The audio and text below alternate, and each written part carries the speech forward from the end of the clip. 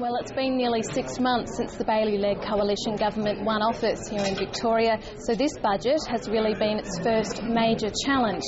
The Treasurer, Kim Wells, has addressed journalists here at the lockup, and he said that the theme of this year's budget has been to meet its election commitments during trying financial times.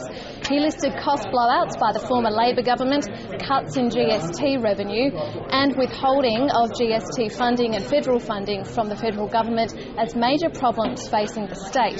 But despite that, he's managed to meet most of his election commitments. He's posted a budget surplus of $140 million, but debt has risen by about $5 billion to around $17 billion.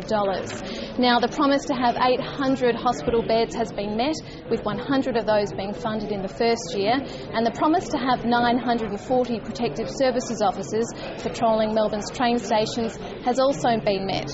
Now, the cost of living facing Victorians has also been addressed. There's been a 50% reduction in stamp duty for first home buyers.